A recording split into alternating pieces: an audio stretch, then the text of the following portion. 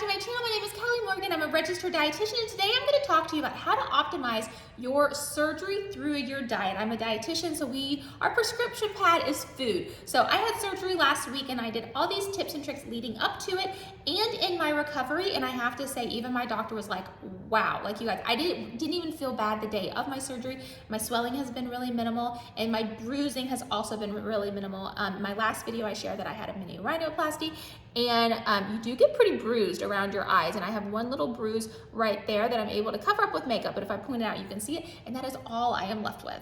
Pre-surgery, there are two things I want you to focus on.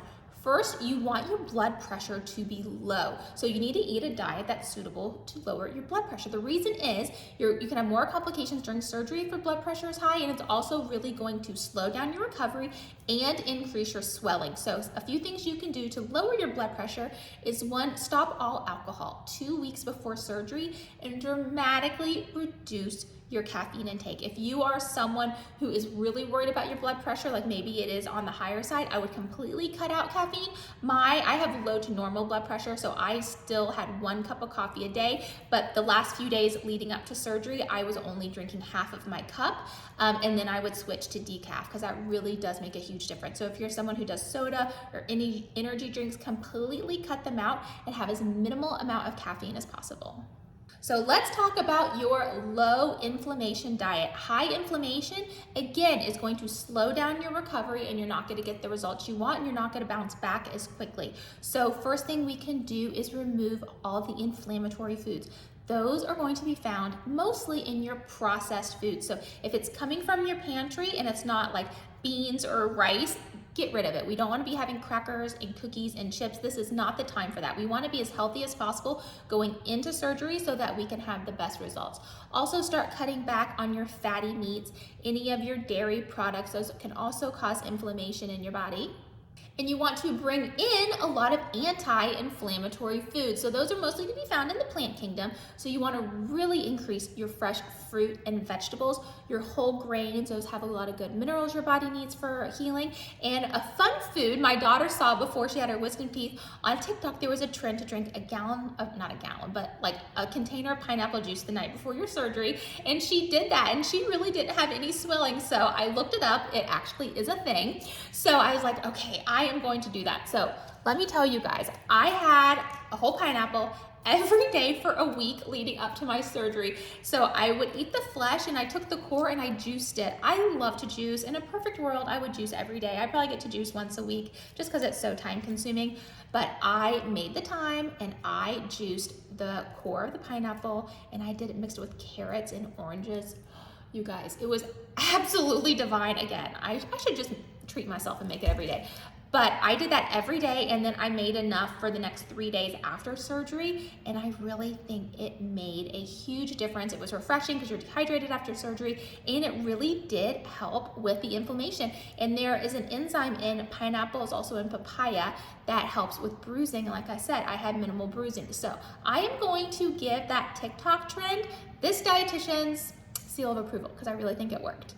Okay, let's move on to going to the bathroom, a dietitian's favorite topic of conversation. When you are put to sleep, your digestion is halted. So you need to get your digestion on track, working before surgery so you don't have a host of problems afterwards, because constipation is really common after surgery. So before surgery, make sure you're having a lot of fiber, but really hydrate yourself. And then the day before surgery, don't go crazy eating a ton of food, because you want to be able to go to the bathroom before surgery and not have a ton of food sitting in your stomach. So I actually went very light on eating and light on super high roughage foods. I didn't do any salads. I believe the night before I had soup, and I did smoothies, and I did some rice just because it's easier on digestion. And then I woke up in the morning, went to the bathroom, my stomach was put to rest when I was put to sleep, and then I woke up and I actually felt great. I only took a painkiller that day because they gave it to me, and I never needed the painkillers, because painkillers, I did not want to take it if I wasn't like at a level 10 pain, because they do cause a little stomach upset, a little nausea, and of course they do lead to constipation. So I know I was lucky that I didn't have to take it. Not everyone watching this video is going to be that lucky.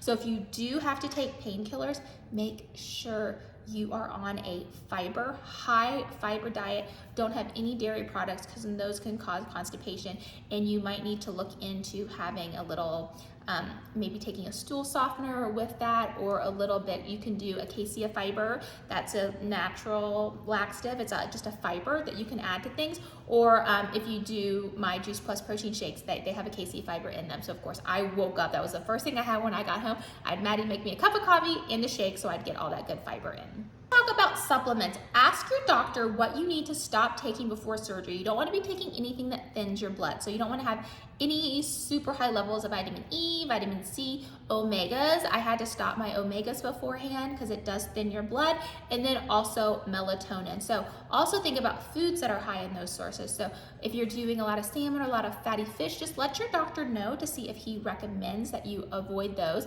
I was supposed to stop my omegas, and I did. The doctor didn't tell me I needed to stop my Juice Plus because it is just a food supplement, but 3 days beforehand I did stop taking those. Just again, I just wanted to have the best case scenario. I'm a mom of 3. I did not have time to be down, so I didn't want to have any excess bleeding, and I didn't, you guys. He gave me gauze. He said I can tape it under my nose if I get a nosebleed, if I'm really drippy. I never needed it. I have not blown blood out of my nose one time, so I know that all of these steps that I'm telling you really worked. Let's talk about protein. Protein provides the building blocks of new tissue and muscle, which you're going to need post-surgery. So make sure you're getting adequate protein, okay? Because you need to have it 2 to 3 times a day to make sure you're getting enough. You need 0.8 kilograms per gram of body weight, but let's up it to about 1 gram post-surgery. And I will tell you, I woke up a ravenous beast. It was like I had ran a marathon.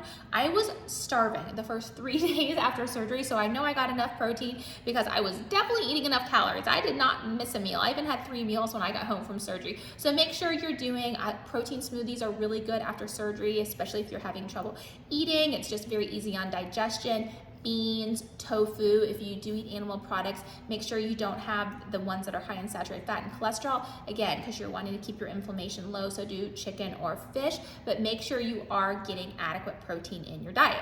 You also want to make sure you're getting enough zinc in your diet. Zinc is really good for wound healing, so from the veggie world, you want to do beans and spinach. So I always recommend adding spinach to your smoothies so that it's just an easy way to get it in. I want to show you how to make my anti-inflammatory smoothie. This is going to be perfect to have every day leading up to surgery and every day after.